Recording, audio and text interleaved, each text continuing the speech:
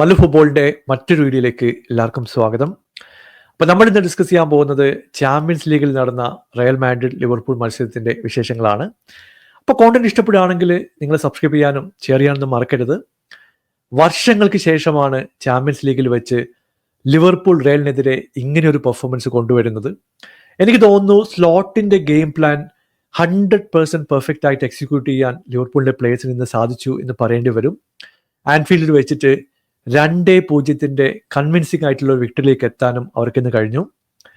First ഹാഫിൽ നോക്കിക്കഴിഞ്ഞാൽ കൂടുതൽ ചാൻസുകൾ create ചെയ്തത് ലിവർപൂൾ തന്നെയാണ്. ഡാർവിൻ ന്യൂനേസിന് കിട്ടിയിട്ടുള്ള 1-2 ചാൻസുകൾ എടുത്തു പറയേണ്ടതുണ്ട്. പക്ഷേ റയലിന്റെ ഗോൾ കീപ്പറായിട്ടുള്ള കോട്വായുടെ ഒരു ബ്രില്യൻ പെർഫോമൻസ് നമ്മളിന്ന് കണ്ടു. ഇന്നത്തെ മത്സരത്തിൽ 4 കിഡിലൻ സേവുകളാണ് കോട്വ നടത്തിയിട്ടുള്ളത്. സെക്കൻഡ് ഹാഫിൽ ലൂയിസ് ഡിയാസിന്റെ ക്ലോസ് റേഞ്ചിലുള്ള ഒരു ഷോട്ട്, ബ്രാഡ്ലിയുടെ ഒരു ഹെഡർ, ഡാർവിൻ ന്യൂനേസിന്റെ ഫസ്റ്റ് ഹാഫിൽ ഒരു ഷോട്ട്, അങ്ങനെ സേവുകൾ ഒന്നിനു പിറകെ ഒന്നായിട്ട് വന്നുകൊണ്ടിരുന്നു.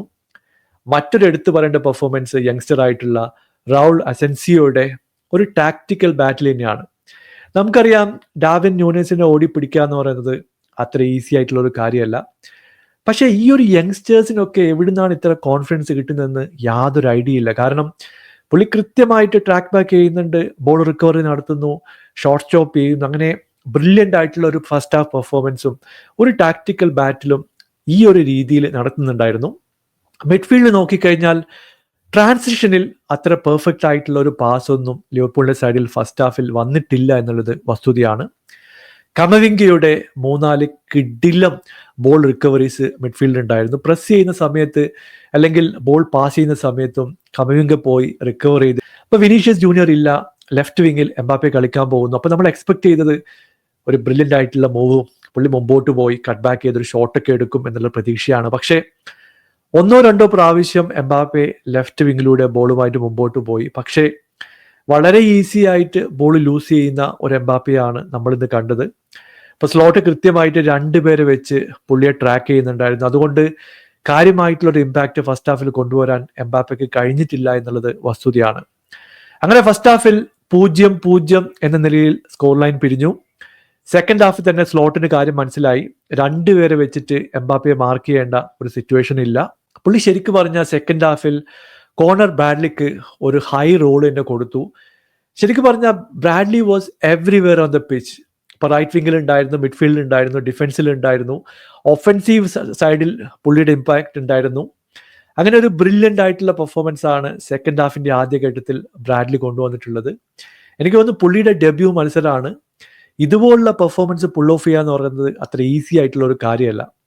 അങ്ങനെ സെക്കൻഡ് ഹാഫിന്റെ ആദ്യഘട്ടത്തിൽ തന്നെ മെക്കാലിസ്റ്ററിന്റെ ഒരു കിടിലൻ ഗോള് വരുന്നു. ആ പ്രസ്സിങ് കണ്ടപ്പോഴേ നമുക്കറിയായിരുന്നു ലിവർപൂൾ സ്കോർ ചെയ്യും. അങ്ങനെ കോട്വായെ കബളിപ്പിച്ചുകൊണ്ട് ലെഫ്റ്റ് ഹാൻഡ് സൈഡ് കോർണറിലേക്ക് മെക്കാലിസ്റ്ററിന്റെ ഒരു ബ്രില്യൻ ഷോട്ട് വരുന്നു. 1-0 ലീഡിലേക്ക് ലിവർപൂൾ എത്തുകയും ചെയ്തു. പക്ഷേ അധികം വൈകാതെ ലിവർപൂളിന്റെ സൈഡിൽ നിന്ന് ഒരു മിസ്റ്റേക്ക് വരുന്നു. റോബർട്ട്സൺ ബോക്സിൽ വെച്ചിട്ട് ഒരു പ്ലെയറെ ഫൗൾ ചെയ്തു. അങ്ങനെ എംബാപ്പെ പെനാൽറ്റി എടുക്കാൻ വേണ്ടി ബോക്സിലേക്ക് എത്തുകയും ചെയ്തു. നമ്മളിവിടെ എക്സ്പെക്ട് ചെയ്യുന്നത് മിറാക്കിളൊന്നുമല്ല.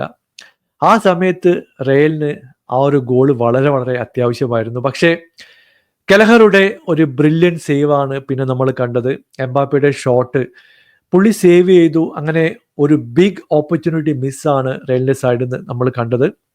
അതോടുകൂടി എംബാപ്പയുടെയും റയലിന്റെയും കോൺഫിഡൻസ് നല്ല രീതിയിൽ തന്നെ താഴോട്ട് പോയി എന്ന് പറയേണ്ടി വരും. പിന്നീട് നമ്മൾ കണ്ടത് മറ്റൊരു കൗണ്ടർ അറ്റാക്കിംഗ് ഓപ്പർച്യൂണിറ്റിയാണ്. ഇവിടെ കോർണർ ബ്രാഡ്ലിയുടെ ഇൻവോൾവ്മെന്റ് എടുത്തു പറയണം. മോ സല റൈറ്റ് വിങ്ങിലൂടെ ഒരു കിടിലം ബോളുമായിട്ട് മുമ്പോട്ട് പോകുന്നു. അതിന് മുമ്പ് തന്നെ മെൻഡിയെ നല്ല രീതിയിൽ തന്നെ ലിവർപൂൾ പ്ലേയേഴ്സ് പ്രസ് ചെയ്യുന്നുണ്ടായിരുന്നു. മെൻഡിയുടെ സൈഡിൽ നിന്ന് ഒരു ബ്ലണ്ടർ ബോക്സിൽ വെച്ച് പുള്ളി സാലയെ ഫൗൾ ചെയ്യുന്നു.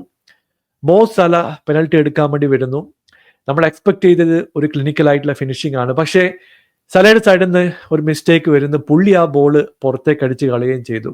ആ സമയത്താണ് സ്ലോട്ടിന്റെ കൃത്യമായിട്ടുള്ള സബ്സ്റ്റിറ്റ്യൂഷൻ വരുന്നത്. പുള്ളി ഡാർവിൻ ന്യൂനസിനെ വലിച്ച് ഗാപ്കോ ടീമിലേക്ക് ഇൻട്രൊഡ്യൂസ് ചെയ്യുന്നു. അതോടുകൂടി ആ പ്ലാൻ വർക്കൗട്ടായി. സെറ്റ് പീസിൽ നിന്ന് കിട്ടിയ ഒരു കിഡിലം ഓപ്പർച്യൂണിറ്റി ഒരു ക്ലീൻ ഹെഡറിലൂടെ 2-0 ലീഡിലേക്ക് ഗാപ്കോ എത്തിക്കുകയാണ്. എനിക്ക് തോന്നുന്നു മോഡ്രിച്ച് പുള്ളിയെ ട്രാക്ക് ചെയ്യണമായിരുന്നു. പക്ഷേ ഒന്നും ചെയ്യാൻ പറ്റിയില്ല.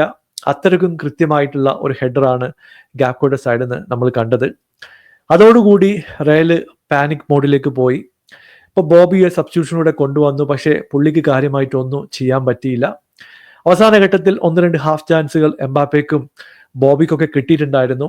അത് മാറ്റി നിർത്തി കഴിഞ്ഞാൽ കാര്യമായിട്ടുള്ളൊരു ഇമ്പാക്റ്റ് സെക്കൻഡ് ഹാഫിൽ കൊണ്ടുവരാൻ റയലിന് കഴിഞ്ഞതുമില്ല. അങ്ങനെ കളി അവസാനിക്കുമ്പോൾ 2-0 വിജയത്തിലേക്ക് ലിവർപൂൾ എത്തുകയും ചെയ്തു. ആകെ പ്രശ്നമായിട്ട് എനിക്ക് തോന്നിയത് ഫസ്റ്റ് ഹാഫ് കിട്ടിയിട്ടുള്ള യെല്ലോ കാർഡ്സ് ആണ്. മെക്കാലിസ്റ്ററിനായാലും ടാക്ടിക്കൽ ഫൗളിന്റെ പേരിൽ യെല്ലോ കാർഡ് കിട്ടിയിട്ടുണ്ടായിരുന്നു. അത് റെഡ് കാർഡിലേക്ക് പോകുമോ എന്നുള്ള ഒരു സിറ്റുവേഷൻ ഉണ്ടായിരുന്നു.